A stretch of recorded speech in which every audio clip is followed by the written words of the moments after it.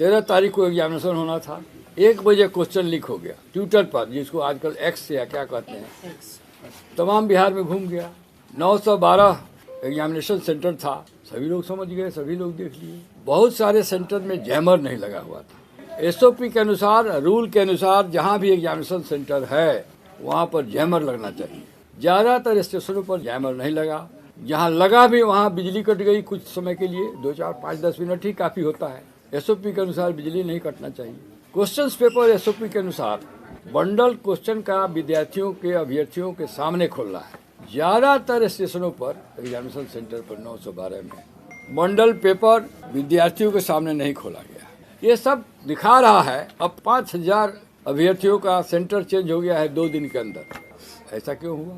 क्या कमीशन को किस अभ्यर्थी को कहाँ बैठाना था इसकी पहले से जानकारी नहीं थी? और जानकारी थी तो बदला क्यों गया? इसके पीछे क्या मंशा है? क्या किसी फेवरेट स्टूडेंट सबको एक जगह बैठा कर कुछ कराना था? क्या था ये पता नहीं चल रहा है, समझ में नहीं आ रहा है। जो इकोनॉमिक ऑफेंसेज इकाई है पुलिस स्टेशन, उसको 1 बजे मालूम हो गया था व्हाट्सएप पर कि क्वेश्चन लीक कर गया है। उसका भी दायित्व तो बनता था, इन्वेस्टिगेट करे। अभी तक उन्होंने इन्वेस्टिगेशन नहीं किया, ऊपर जहाँ पर कुछ इंक्वायरी किया है पता नहीं क्या किया है।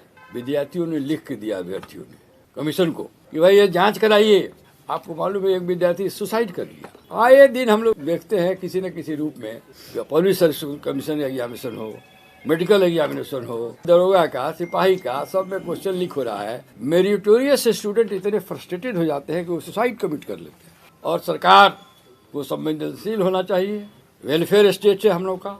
हमारा संविधान भी कहता है कि government should be responsible and responsible to the causes of student, general public. यहाँ तो सरकार बहरी हो गई है। लड़के आंदोलन में चले गए, गर्दनी मांग बैठे रहे। जब प्रशांत किशोर जी को ये मालूम हुआ बच्चों के साथ अन्याय हो रहा है, एग्जामिनेशन में धांधली हुई है, तो उन्होंने इनके साथ कंधे में कंधे मिलाकर इनका जो आंदोलन था, इनका जो मिशन था कि री एग्जामिनेशन हो, उसमें वो शरीक हुए। इन लोगों के साथ जब अनशन पर वो बैठे, अभी तक अनशन में बैठे हुए हैं। इतने अच्छे कॉज के लिए और जेन्युइन कॉज के लिए विद्यार्थी लड़ रहे हैं, परीक्षार्थी लड़ रहे हैं, अभ्यर्थी, और उसका समर्थन प्रशांत किशोर जी और उनकी पार्टी जन स्वराज कर रही है। इसमें कोई राजनीति नहीं है। एक गुड कॉज को सपोर्ट करना, तो राजनीति क्यों किया जाता है? पार्टी क्यों बनाया जाता है? कि चुनाव हो, अच्छे लोग जीत के आवे, अच्छी सरकार बने। अल्टीमेटली सरकार बनाना ही कोई फाइनलिटी नहीं है। पब्लिक की सेवा हो, बच्चों की शिक्षा हो, लोग बढ़ें, आगे बढ़ें, तो ये राजनीति नहीं है। विद्यार्थियों को मदद करना, विद्यार्थियों के साथ अन्याय हुआ है, आगे खड़े हैं।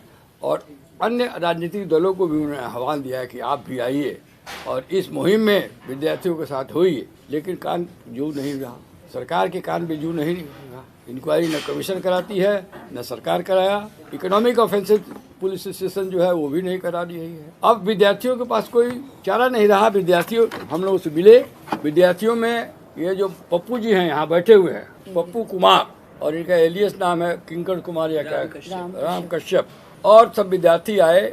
इन लोगों ने बन बनाया कि हम लोग जब कार्यपालिका सरकार इनकी बात नहीं सुन रही है, अनशन पर बैठे हुए हैं, तो हम लोग इस मैटर को न्यायपालिका में ले जाना चाहते हैं। बात बिल्कुल ठीक हुआ।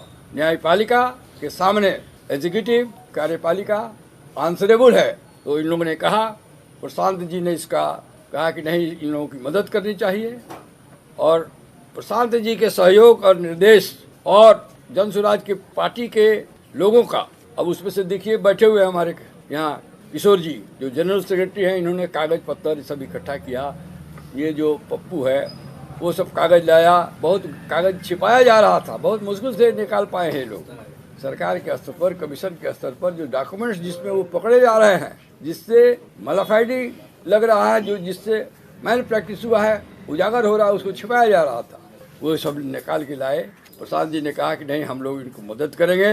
विद्यार्थी न्यायालय जाते हैं तो सारी सुविधा हम लोग प्रदान करेंगे और इनके कॉज को हम लोग कोर्ट में भी हाईलाइट करेंगे। तो मेरे जूनियर, हमारे जो लीगल टीम है, प्रणव कुमार हैं, अभी तो नहीं हैं, सृष्टि सिंह हैं, देवाशीष गिरी हैं, ये लोग मिल के और किशोर जी और वो पप्पू जी मिल के सब अपना ड्राफ्ट वगैरह बनाए। क्या क्या खामियां हुई हैं, और खामियां 2-4 खामियों को हम बताया है। बहुत सारी खामियां हैं जो इलीगलिटी हुआ है। 28 सेंटर पर ग्लैरिंग वायलेशन ऑफ लॉ हुआ है, वायलेशन जो नॉर्म्स है एग्जामिनेशन का वो नहीं हुआ है। सब हम लोगों ने दिया है, कहीं पर इन्विजिलेटर ही नहीं गए, कहीं पर क्वेश्चन पेपर ही समय से नहीं पहुंचा, कहीं पर लेट एग्जामिनेशन शुरू हुआ, किसी किसी स्टेशन पर बायोमेट्रिक्स नहीं हुआ जो कि मैंडेटरी है, कुछ स्टेशन पर तो टीचर्स ही परीक्षार्थी को मदद कर रहे थे, हेल्प कर रहे थे, और some of the invigilators themselves were prompting answers to the at some stations। ये सब लिखे हुए बातों को रिप्रेजेंटेशन कमीशन को भी दिया गया है, विद्यार्थियों द्वारा सरकार में भी दिया गया है, लेकिन किसी ने कुछ। कमीशन का तो एक कारण समझ में आता है तो इंक्वायरी न कराने का, कमीशन तो खुद ही इन्वॉल्व है। कमीशन का फेल्योर है, डेलिब्रेट फेल्योर है या ऐसे फेल्योर है, लेकिन ये बात अवश्य लगता है कि कमीशन का कहीं न कहीं कुछ लोग इसमें जरूर इन्वॉल्व हैं। अब जांच होती तब न पता चलता है कि कौन है। अब बापू एग्जामिनेशन सेंटर पर तो सरकार स्वयं ही मान ली है, कमीशन स्वयं ही मान लिया है कि जहां 173 क्वेश्चन सेट्स ऑफ क्वेश्चन गया 192 होना चाहिए था, ऐसा कैसे हो गया। तो बापू सेंटर एक ही सेंटर पर ये लोग मान रहा है कि फैक्ट ये है कि एविडेंस डायरेक्ट एविडेंस दिया है, रिट पिटीशन में लिखा हुआ है, सरकार के पदाधिकारी कमीशन पढ़ लें रिट को, उनको इसको सर्विस किया जा चुका है, उनको मिल चुका है, इसकी नोटिस दी जा चुकी है, पढ़ें तो समझ जाएंगे कि 28 सेंटर पर तो अपरेंटली लगता है माल प्रैक्टिस हुआ है, रूल नहीं फॉलो हुआ है और स्कोप ऑफ मैनिपुलेशन है, मैनूवरिंग है, सब दिखाई दे रहा है।